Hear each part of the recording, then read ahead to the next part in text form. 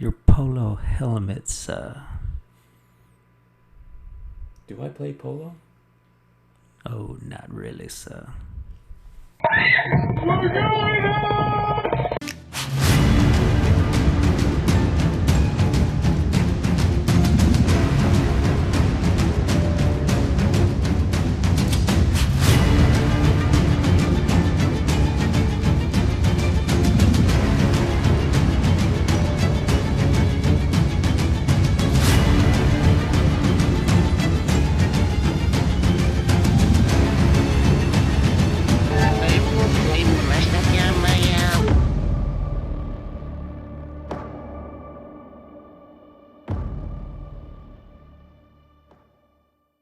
Welcome to the very first podcast of Misfit Apparitions, the podcast.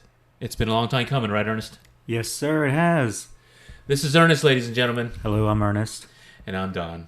We're happy to be here, happy to talk about our experiences in the paranormal field and places that we've been to, historically anyway. How's your day been going, Ernest? It's going good, man. I appreciate the pizza you just bought. Yeah, my daughter doesn't appreciate the agony that she endured just picking it up, unfortunately. I'm not going to mention who it was, but it's named after a Roman. Exactly. You know who you are. So seriously, we are here. We're happy to be here. We hope that you will be happy listening to us. We're going to try to do this every couple of weeks. We've got a lot on our plate for the next several months, but in between, we hope to have fun doing this. We are Misfit Apparitions. We are online at misfitapparitions.com. We're on all the social media stuff out there. Instagram, Facebook, Twitter. Yes, sadly TikTok, but we haven't figured out how we can make that happen for us. Anybody's got any ideas, you can email us at mapod@misfitapparitions.com. That's MAPOD at misfitapparitions.com. So, what are we talking about tonight? I think we're going to talk about Martha's Chapel Cemetery in Huntsville, Texas. Yes. This place is so out of the way of a cemetery. I heard about in November of 2020. You probably heard about it before, right? Yes, I did. And then, actually, when I heard it from you, that's when I said, hey, can I tag along? Yeah, I went out there in November 2020 because somebody told me there's this road called Demon's Road. And I was really intrigued. I'm not saying I'm a full skeptic, but I'm on that side of the seesaw. So I drove out there, and quite honestly, when I got on Demon's Road, I was a little nervous. It was sunset, and it's about, I would say, 45 minutes from where we work in Conroe, Texas, and it's in Huntsville. Went out there, shot some video, walked through it, was really at peace there. It's obvious that it's a popular place because was lots of trash, like beer cans and beer bottles. Kind of sad to see that in a cemetery that old. Was it dark? Sunset. So by the time I left, it was getting dark. I would have had to use my headlights to get out of there. Yeah, the video I shot was interesting. There was nothing really unusual about it. It was a nice fall evening, in southeast Texas. It doesn't get very cold. No wind, clear skies. There's two parts of the cemetery. One's a little older with lots of tall trees. The newer part is wide open. A lot more area, a lot more land, a lot more places for people to be buried. But when I reviewed the video, the difference between the two when I walked it sounded like a gust of wind, but there was no wind at all. So I didn't hear that at the time, but listening to it afterwards, that was the only unusual thing. At the time that you were there, were there any other people there? No, nobody at all. No. I did see a deer, though. Oh. I didn't know if it was a real deer or just like one of those plastic animals that people put in their yards. We just kind of stared each other down for a while, and his ear twitched, and I was like, okay, he's real.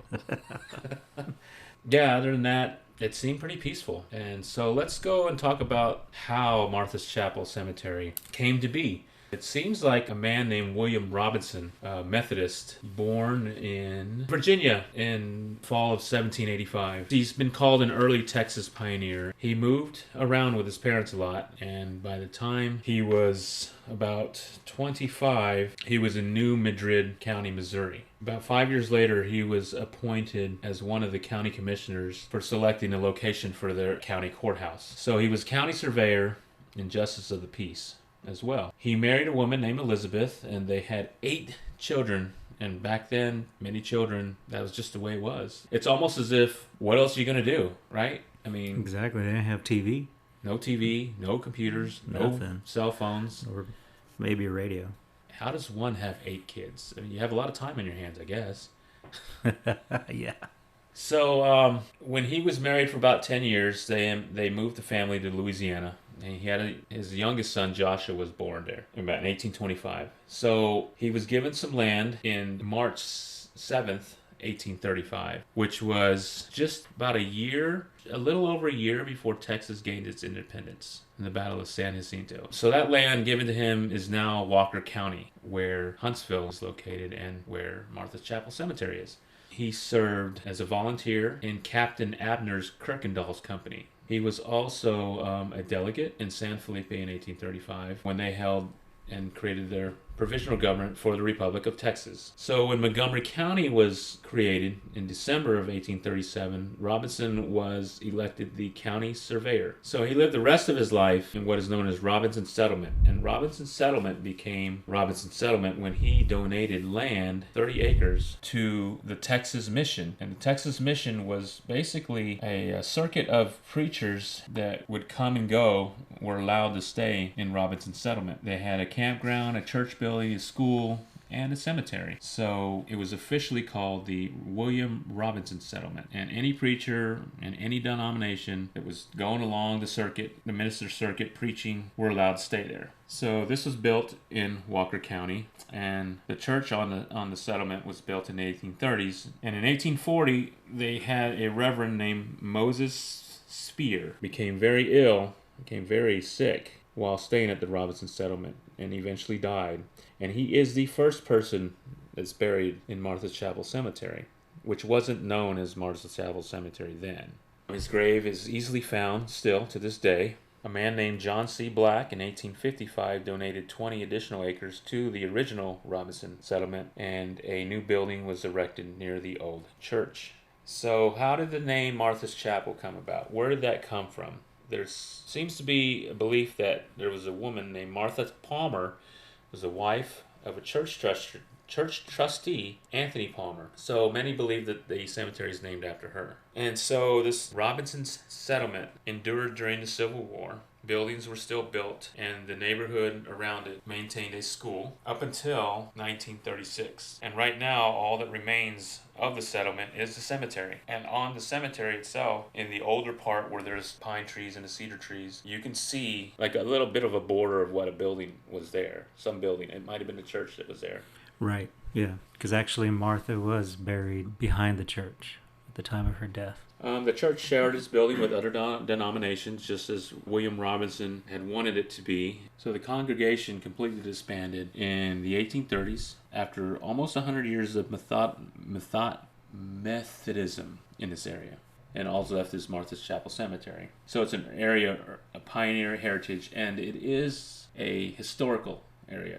There is a historical marker there, right? Yeah, that's correct. That was placed there in 1990.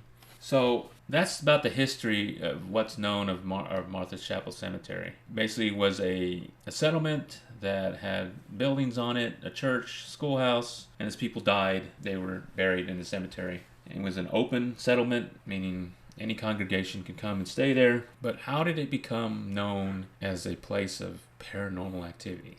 Yeah.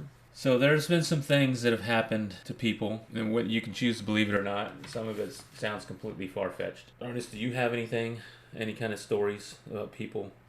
So we don't know why it's called Demon's Road. Demon's Road is not even the dirt road that connects Martha's Chapel to the main road. The main road is Demon's Road, but it's not really called Demon's Road. It's called Bowden Road. Bowden Road. That's B-O-W-E-D-N. right. Yeah, that's correct. Bowden Road. The things that I've read about Demon's Road is believed to have seen shadows and orbs when you drive through it. Some people have said that their cars can shake. And the one thing they do say is they see red light. Like just a light or red eyes, or did you just saying a light? Not eyes necessarily, just red light. We both read stories about wandering spirits on Demon Road. Driving down Demon's Road, there's a few houses on it really nice houses. I wouldn't mind living out there. Your neighbor is probably 500 yards away from you, but you can see them. That was a part of when I got on that road was it was like, this is really happening kind of feeling. But I didn't see anything out of the ordinary. Driving to it, the cemetery on Demons Road, or I'm going to call it Bowden Road, or leaving from. Yeah, the time that I went with you, that was going through the dirt road. That was kind of a little creepy. Pitch dark. Yeah, there was, because we took a different way there, not the way that I was familiar with. I'd never been on that road. That dirt road kind of freaked me out, too. What was funny is I remember Mike was behind us, and he's like, where did y'all go? Because he couldn't see us from all the dirt dust behind you. That's right. We had a 3-car caravan or 2-car caravan. I forget. It was 3. We had 3, and poor Mike was probably behind all that and just couldn't see. And I'm driving in the front. And first time on this road. He got the brunt of it because it was you, and then it was Cole, and then Mike. So there was 2 cars in front of him. So he was like, "Wait, slow down, because I don't know where I'm going." I do remember that. Did we have walkie-talkies or something? I forget. Yeah. And he's like, "Hey guys, slow the hell down, man. Your dust is just tearing it up back here. I can't see anything." That was hilarious. I didn't even think about that. So yeah, I mean, even though that part, but being there was driving through it. In other words, that was kind of creepy because I was in the back seat going like, "Where are we going?" And then I was like, "Don, do you know where you're going?" In my head, even though I didn't say it out loud, but I was like, "Nah, you've been here before. So it's gonna be fine." Not down that road. I have to say that I don't even know why we went down that road.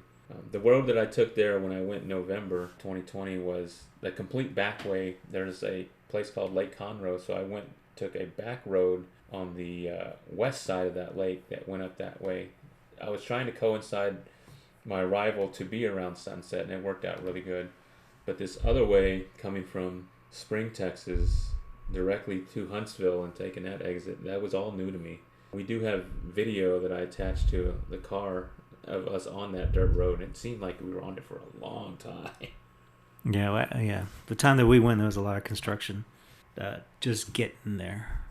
Yeah. We'll talk about that in a second. But these other stories that people talk about, pushing vehicles being pushed, pitch black darkness, menacing red eyes, and kind of far-fetched stuff to me is hands protruding from graves and pulling the living under. I just don't see that. No, I don't see that either. No. Handprints on the cars, okay. Well, people play jokes on people. That's true. I mean, because you're going to get a handprint from all the dust just getting there. Oh, yeah. That's right. So previous, people that, go to the grocery store and stuff, they have their handprint already on there. So when the dust falls on there, you're going to see a handprint. Just saying. Oh, yeah. Well, something really big happened in 2018. Supposedly the cemetery made international news then when, quote, eerie figures were spotted in a Google Maps street view of the site. So I've seen that. I think you can see pictures if you go to Google Maps and just type in Martha's Chapel Cemetery and just look at the images there. I think one of them might be looks like a ghostly looking kid protruding from behind a tree. And I think that's what they're talking about. Is that what they're talking about? Yeah, that's what they're talking about. Nope. No, I don't know. Come on, man. Yeah, that's no. No. I mean, they got them on the map at least. So when we went, this was actual day that Misfits was born, and Misfit Apparitions is a little late to this, but we were a team of 5. There's myself and Ernest. Hello. Mike at that time was the 3rd member, and at that time all there was 3. So poor Mike, driving in his car behind 2 other cars, just chalking up dust in this poor Ford. Yeah. Just drenching the poor man's car. So when we get there, we had made the decision to go during the witching hour. And I remember Mike saying we should go during the witching hour. You're right. I remember before I slept, I think from like 8 to midnight, I believe, just so we can be out there at 3 a.m. Yeah, I remember we all met at where we work, and we did have another coworker. He came along. Since then, he hasn't come along on any others, but he'd have come along with us. My daughter and her boyfriend was in another vehicle, and then Mike by himself in his. So we drove from Conroe, Texas to Huntsville down this long dirt road. So we get there, we turn the corner on this. We got off the dirt road onto a paved road for a little bit, and then we got on to Martha's Chapel Cemetery Road. And I've often described it as a construction site. Like the lights, there were so many vehicles there. Yeah, there was. There was quite a few people. I think there was like 6 people wandering around at the witching hour. It was a couple weeks before Halloween in 2021, and I remember calling my daughter, getting a walkie-talkie to my daughter behind us and said, "I don't think we're doing this," and she was just like, "Are you kidding me?" Like we drove all the way out here. Right. We got up to do this. So we went ahead and stopped. We had borrowed some equipment from a friend of ours who eventually became a misfit. I forgot about that. I thought we only had our phones, but that's right. Crystal, the other member, and her husband, Sergio, who wasn't a member. They both weren't members at the time, but... They're now, they're a part of the team now. She lent us some equipment because we were just starting out and we were so green. Very green. Yeah. Am I a ghost hunter, sir? Not really, sir. So we didn't take the table and the equipment. We took some pieces of equipment, but I was afraid to do the setup that I was envisioning because there was a amount of people there. There was people just kind of hanging out on a gravestone. They were actually laying down next to it. Yeah. I don't know if they were... They weren't being disrespectful, but they were just laying there. Just laying there. They actually had one of those light-up balls, and I guess to almost like maybe a K2 meter, but it was the size of a ball, I guess, for someone to move it. I remember that. We were probably in awe because we didn't know what the hell that stuff was. No, I thought it was pretty cool because, we were very green, sir. How green were you, sir? Very. I think we had a thermometer with a laser pointer or something, and a... Oh, yeah, that was from Crystal. Yeah. A spirit box, right? Yes. And I think the person we were with, he had heard something because we all kind of split up, didn't we? Yeah, at the beginning we did split up. I remember the spirit box when we were starting it. We were getting some crazy other people talking, radio station, and then I think we even got a Mexican radio station.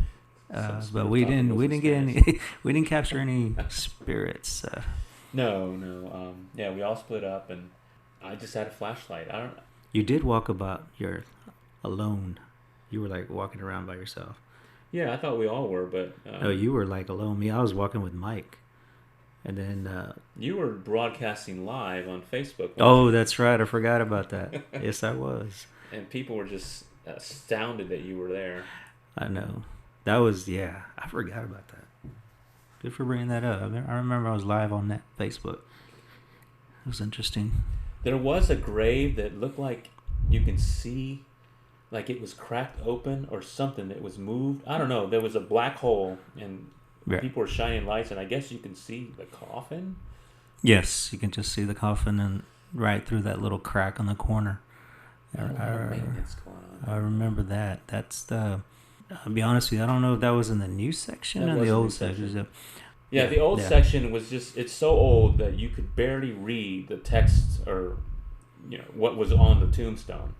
And some tombstones were just in bad shape, cracked in pieces. Yeah, falling to the ground. And that was the part that was underneath the canopy of trees. When we left, and that's a very short or small area where that part of the cemetery is, and it opens up. It's fenced in, but there's an entrance that goes into a newer part of the cemetery. It's very, very little trees, but it's probably, 2-3 times bigger than that section. Right, yeah. The new section was mainly like maybe 2 or 3 trees. Yeah. And the temperature difference, that was, I guess everybody noticed that. Right. When you go, a temperature difference between a place that's covered with trees into an open area. I don't think you would expect to feel the big difference that we felt. Because it wasn't a cold night. It was, I don't remember the temperature, but it was I believe it was like 71, 72. Yeah, it doesn't, that time of year in October, it just doesn't get that cold here. The other thing when we were there was like we heard so many coyotes. That kind of set the mood for the evening. Yeah, I think that moment we're misfits. Right. Exactly. I mean, Yeah. we're out here. There's coyotes just yakking. Like one goes off, and the rest of the family just joins in. And it almost seemed like they were just like surrounding the area. And we do have video of that on our YouTube channel of that. Even Mike is offering suggestions on how to avoid any kind of trouble by sticking together. Right. Yeah. So that was the birthplace and the birth date of us. We always wanted to go back before Crystal and Sergio became part of Misfits. They did go on Halloween night, I think it was. I think it was that year as well. Oh, okay. But they didn't experience anything that I remember saying. So with all the visits that happen there and everybody that goes there and litters, like I talked about earlier, there is a bad side to it as well. Vandalism. So there was an article in one of the local, I think maybe it was Montgomery County newspaper, or Conroe, I forget, or Huntsville. But it talked about the vandalism that was occurring there this was last year, October, November 2021. So they're estimated at that time that it was $8,000 to $10,000 so far. That's a lot of damage. I don't know what the cost of a tombstone is, but there are some quotes here. This is from a Brenda Thompson that talked about this. She was saying, when you bring them out here to lay them at rest, you're expecting them to rest in peace. So yeah, it was vandalized. And they say it's not the first time it's been vandalized. When you go to the cemetery, there isn't a gate that's closed or open, or it's just an entryway through the fence. Right. It's meant to be visited. So they talk about October being really bad. Everybody wants to come here to the haunted cemetery in Demons Road. They want to experience it. Of course, there's trash, and it's pretty sad. It's like, okay, I get you want to drink at a cemetery, but you could take a bag, you know? Yeah. I know there's people like that. Yeah, clean up after yourself. Raymond Smith recalls an eerie run-in with a man wielding a machete while visiting his family's grave site, while Martha's Chapel Cemetery board member Cheryl Spencer once found a young girl's clothes discarded among the woods surrounding the area, fearful that the cemetery has become a place for hazing rituals or violence.